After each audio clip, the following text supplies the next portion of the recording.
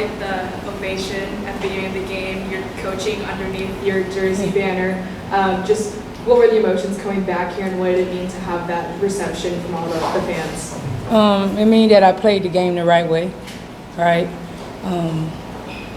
It wasn't just about the wins, the championships. It was just about everything that, Pat stood for. I'm a part of her legacy, and just to be back, I didn't know how I was going to receive it, having to walk past the chair that I know that she sat in so many years. Got it pretty emotional today at shoot around. It was emotional having Harley come there, and we have so much history together.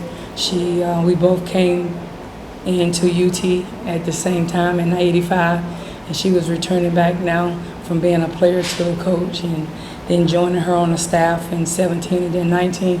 So it was great to be back, and just wanted to make sure I made Pat proud by putting on a product, not just Pat, but the Rattler Nation, by putting a product on the court that she'll be happy for, and I think she will. I think our young ladies competed and they battled, and they didn't back down. And we talked about that, about the house being on fire, and it was an opportunity, especially after we watched Colorado upset LSU and James Madison, what they did to Michigan State. I just think the parity in the women's game is here, and it's here to stay.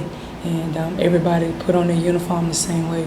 But I can't be proud of my young ladies, the way they battled. You're talking about 5 young ladies that was a part of a 6-24 team last year. 6-24 was the record. So, but going back to the part, it was great to be back home. No place like home, and I loved everything about it. And while I have the microphone, I've been advocating about the W. They need to make a franchise here in Knoxville, because we got the best fans in America, and we'll show up and show out if they bring that franchise here. Coach, it's good to see you again. Nice to see you too, always. Your team, you made 9 3-pointers. I mean, you competed from tip to end. Just how do you rate your team's performance? And obviously the debut for you as a head coach, and your first time with this team in a live game.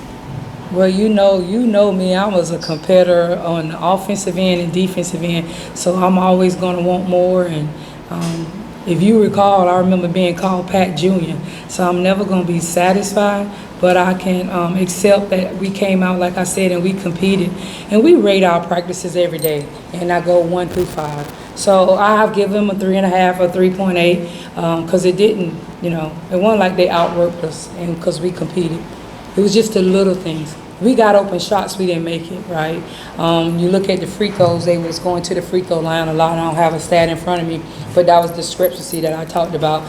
Just the toughness. This is what it is. It's at the next level right now, because we, being the SWAC, one of the lowest ranked conferences in women's college basketball. But I can't be prouder than my young ladies, because what you have to understand, I took the job on August the 14th. Right, and school started on August the 28th. Then Hurricane Medela came in and made school shut down. So I didn't get started till after Labor Day. So we actually been practicing ever since September the 5th. So for them to come up and do the things that they did and just trust the process, and a first-year head coach, and just trusting me, believing in me, and I just asked them to reciprocate everything that I get to them, I could be a proud mama. And like I said, I know Pat proud of me too. Coach, you mentioned getting a little emotional when you saw where Pat used to sit. How was she inspired the way that you go about coaching and the coach that you are today? Oh wow, I was telling a story about every day for 4 years she would push me from 12 to 3. Right, the first 2 years we was in Stokely, the last 2 here in Thompson Bowling, and I never understood as a young adult how she could push me so hard. And immediately after practice, I can go to her office and she want to ask me, how's your family, how's your mom? And that was just the caring part that I never understood until I pushed my players and I bring them in the office, and I was having the same conversation, and it was like deja vu that was happening, but me as a coach now. And I was talking to my young ladies. But it's just it's so much that she has inspired us all.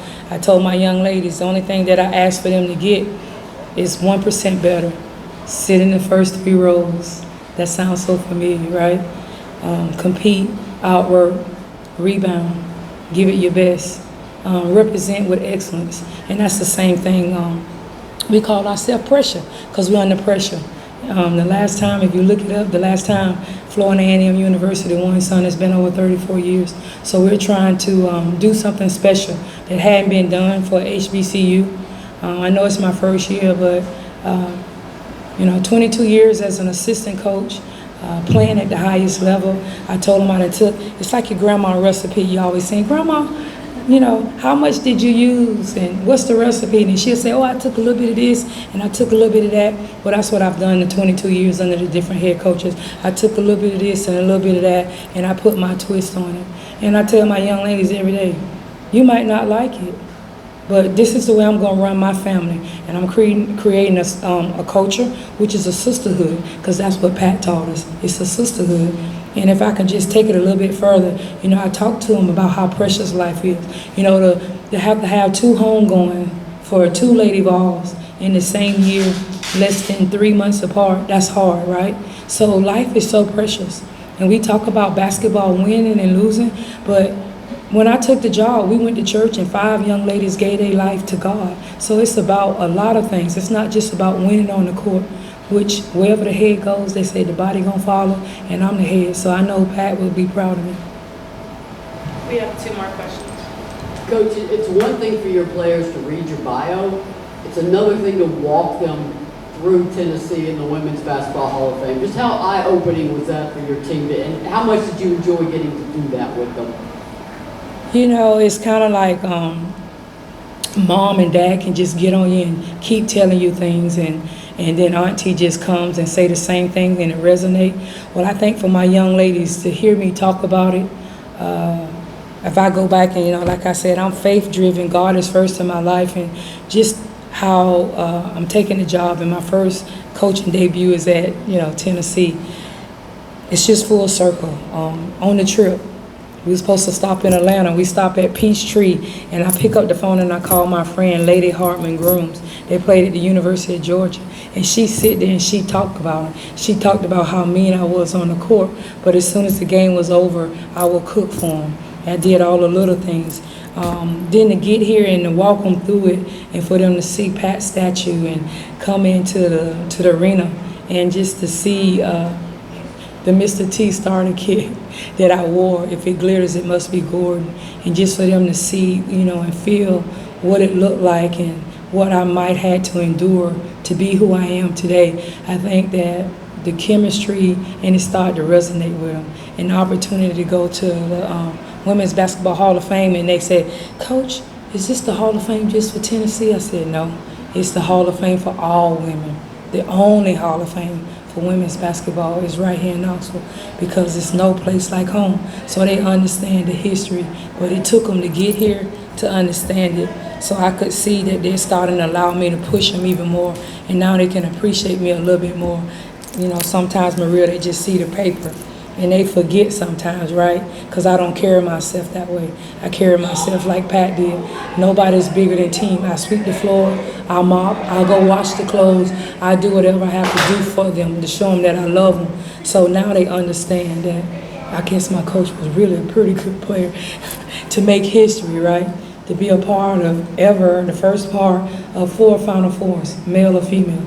To lead Tennessee as the lead, scorer. To lead Tennessee from a freshman to a senior. Only player to do it. So to be a part of a first in a lot of different things, I think it's starting to resonate.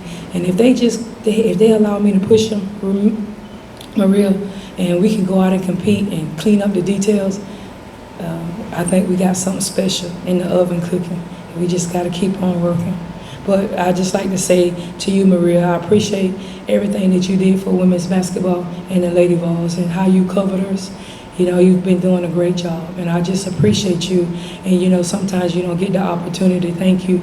And I grew up under your head, and I just want to thank you. And I hope that not only did I make Pat proud, that I made yourself and everybody that's in this room proud of the product that I put out there on the floor, in the way that I conduct myself, because I'm a role model first, right? I'm a lady first, then I'm a coach, then I'm a player, then I'm an auntie.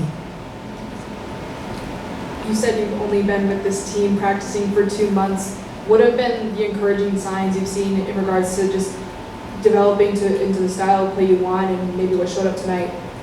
Well, I just, if we can score against Tennessee in their arena and we push tempo and allowing to get in the ball screens and taking elbow jumpers and on the defensive end beating guards under the screen, getting to the elbow, I think we did a great job.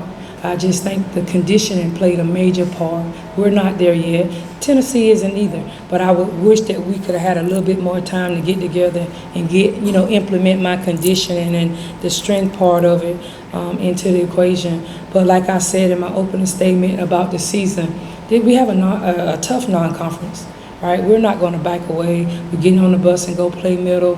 We play at the University of Florida on Monday. Then we come home and play Cal on the 20th, and then JU, then we go to Sam Houston State. Hell, we got to go to Michigan. So I'm praying that this non-conference, prepare us for the SWIC and that we can do something special. But like I said, I just commend my young ladies for allowing me to push them. And I just ask them to reciprocate because I got a lot of energy and passion and love for the game and the respect. Thank you all. Thank you. Thank you, guys. Y'all have a blessed one.